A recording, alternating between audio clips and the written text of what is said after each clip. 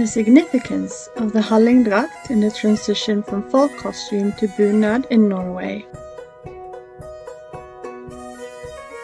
In this video, I will use the Norwegian word for our national costumes, which is bunad. This is to make it easier to distinguish between folk costumes and national costumes when I talk. Let's start off with what the difference between folk costume and bunad actually is. Folk costumes are what we today call the clothes worn in rural areas that weren't quite following the fashion trends of the time. Not only do they vary vastly from area to area, but they change slowly over time. They have very distinctive features and variations from each other as well, and were developed in a local traditional collective. Bunad are garments that are either a direct continuation from folk costumes or research on garment pieces in the district with which a new garment were designed and created. This has snowballed, and today there are over 450 bunad variations in Norway. It is the very finest clothing that has been transitioned into bunads. It's what they would have used in church on special holidays. Today we use them for weddings, special occasions, galas, etc. But the main event where everyone puts theirs on if they own one is 17th of May, Norway's Constitutional Day, which is a national celebration. When I took down my great-grandmother's bunad from the attic and spread it out on the kitchen table, it felt natural to center my dissertation around this particular bunad and its history, which stretches far back and is located in the very area she was born and died. I contacted the Norwegian Institute for Bunad and Folk Costume and got the opportunity to meet with the head of the institute, Camilla Rossing, for an interview, and she would have a brief look at my great-grandmother's dress. This turned out to be a really interesting and educational conversation. To kick this off, we will look at the differences. Jeg vil si at det ganske store endringene, fordi når det gjelder folkedraktstradisjonen fra Hallingdal, så har den vært veldig rik og veldig kompleks. I will start off with the embroidery. While the bunad has a very specific color palette, and today you get the material packs with already drawn on design to follow, it was common to use a huge variety of colors, and they would free seam the designs on their garment. This resulted in vastly different embroideries in their wardrobe, and they used a variety of techniques rather than just the one technique that's used on bunads. Cross-stitch embroidery on Aida cloth is one of these. They also weren't concerned with anything matching each other. The trim on the apron top would be different from the trim along the hem, and the skirt would have a different trim from those on the apron. We see examples that embroidery wasn't the only form of embellishment used. There are crocheted trims, brocade woven ribbons they made themselves on a heddle, and bodices made with decorative cloth.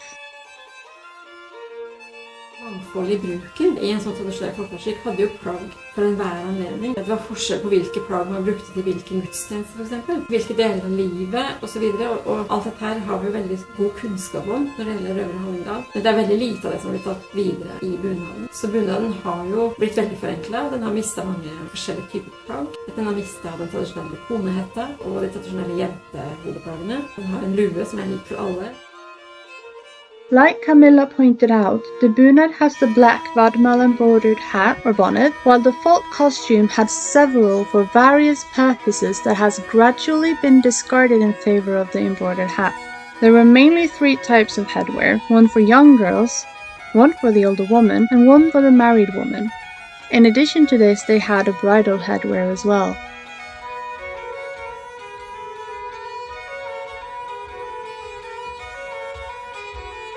Bunaden har jo, selv om den har tatt med seg noen av hovedelementene, det er veldig mye som ble lagt til side i den prosessen. Og selve bunaden, de elementene som man tok med seg videre, ble også veldig forenklet. When we look at the embroideries, we see a lot of similar shapes and designs. Choice of yarn and stitches and certain colors reappear frequently. Red, pink, green and yellow are some of these, and the embroidery would be, and still is, done by hand.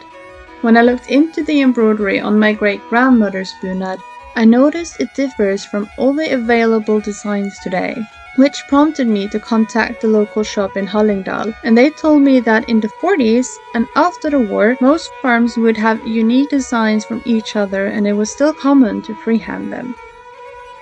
The bunad kept a high and very short empire waist and square neckline, along with the skirt. There are several examples of these in both Øvre and Nedre Hallingdal. The top and hem of the apron is adorned with embroidered trim, which we can find in folk costumes as well.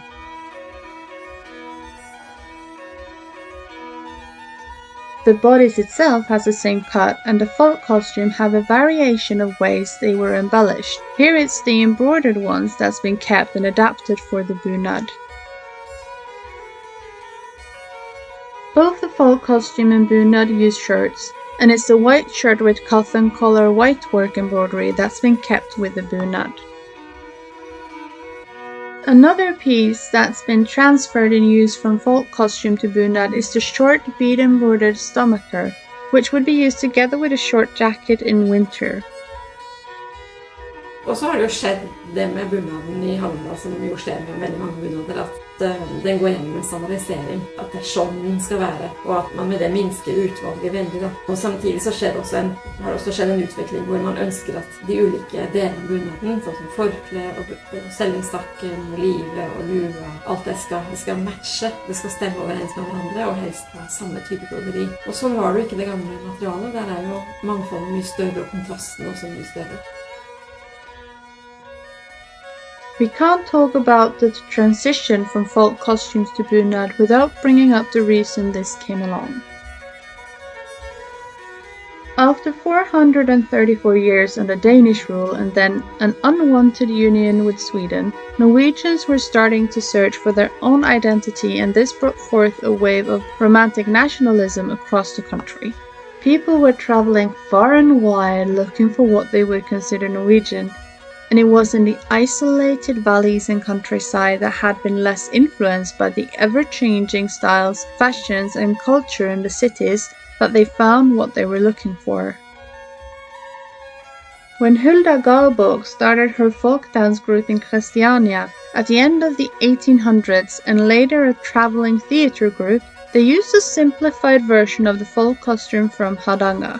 This folk costume had gained wide popularity and were called National, or the National. So I asked Camilla what influence this had on the bunads that later were created. Veldig godt spørsmål. Den fikk jo enorm utbredelse, den ble kjent med folk, og den ble jo stående som du sier et symbol på den nye norske staten som skulle komme. Alle som ønsker å vise et nasjonalt sinnelag måtte ha en nasjonaldrakt for å vise det. Så den ble jo veldig populær, og den ble sydd over hele landet på folkehøyskoler og I husbolag. Så den ble jo veldig populær, men jeg litt usikker på om den egentlig fikk så stor utbredelse utover det når det gjelder andre bunader. Vi ser jo at enkelte av bunadene som ble tatt I bruk på 1800-tallet altså I området rundt Hardanger, I Hordaland på Vestlandet fikk et snev av Hardanger over seg. Veldig mange begynte å bruke Hardanger forkle, selv om de strengt ikke hadde hatt det til sin folkedrakt. Men vi ser også at noen av de eksisterende folkedraktstradisjonene tok til seg for eksempel særlig Hardanger forkle, fordi det var så veldig, veldig populært. Men ganske raskt etter århundreskiftet så kom Hulda Garbog på banen, og da det plutselig helt andre bunadsideal som gjelder, og Hulda sier jo også at Hardangerbunaden har blitt utvasket og utkjent, men også veldig bra den, og kommer med helt andre impulser, så da snur trenden veldig fort. Hulda decided to make her own version of the folk costume from Gol in Nedre Hallingdal, adding more embroidery than what was normal at the time, lengthened the bodice, narrowing the skirt, and she dropped the apron.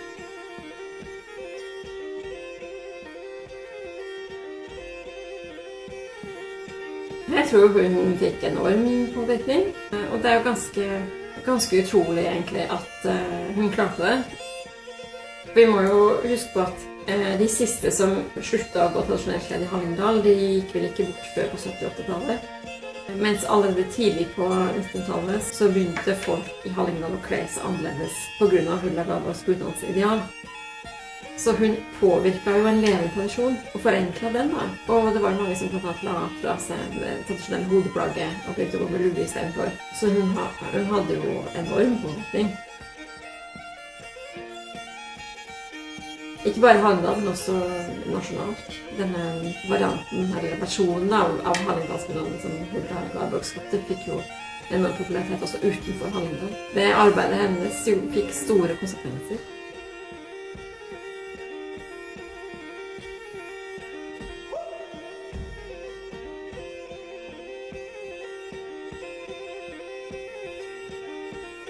So much that the many variations the folk costumes in Hallingdal had before Hulda introduced her version of the garment from Gol around 1900 is sadly lost today. Soon people all over Norway wanted their own local bunads, and we know Hulda Garborg today as the mother of bunad, together with Klaga Sam, who continued the work Hulda started. I got curious about how much the old folk costumes influenced the new bunads, and Camilla kindly gave me an insight into this. Det jo veldig stor forskjell på hvordan man har jobbet med bunad fra bunadsfenomenet oppstod på 1700- og 1800-tallet. Og noen folkedraktstradisjoner har jo fortsatt langt opp i moderne tid, helt opp mot 70-tallet i noen tilfeller. Og der har jo overgangen til en bunadsbruk parallelt. Og derfor har også kunnskapen om de gamle folkedraktene vært veldig stor, og det er så mye av folkedraktene i bunaden. I andre tilfeller så har man kjent til en sterk folkedraktstradisjon, men har hatt ønske om å lage en bunad, har bevisst gått bort ifra den, fordi man har ment at den har vært for gammeldags, eller for sær, eller for rar, eller for fremmed. Og så har man laget noe som kan på en måte vært en slags modernisering eller en sterk forenkling av den gamle folkedraktstradisjonen. Så det er veldig store forskjell på hvor mye av de gamle folkedraktene som er tatt med i bunaden. Sånn at noen har gått nærmest direkte fra folkedraktbunaden, mens andre har vært gjennom en ganske stor omtolkning. Så det er en veldig stor bredde i de norske bunadene i dag, på grunn av det, men også på grunn av at vi har brukt bunaden i snart 150 år. If I'd had more time, I would have told more about the work both Hulda and Klaga did, as well as gone into details about bunads and the amount of handcrafts and special skills that goes into making them, not to mention what went into making folk costumes. This topic is so broad, rich and interesting, it's hard to leave so much out, but diving into the history and journey of my great-grandmother's dress in particular, however, has been great fun. I may not know a lot about her, but I do know a lot more about the place she lived in.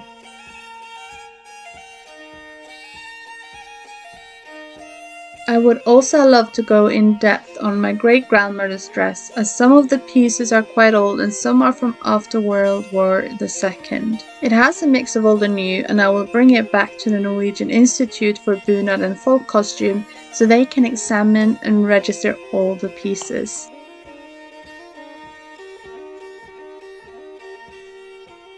Buying a bunad today is an investment in fine handcraft and quality, and are highly treasured by most Norwegians, and many inherit theirs from family or relatives, which results in these garments being used for several generations, and if my great-grandmother's bunad wasn't too short, I may have ended up using it on occasion myself.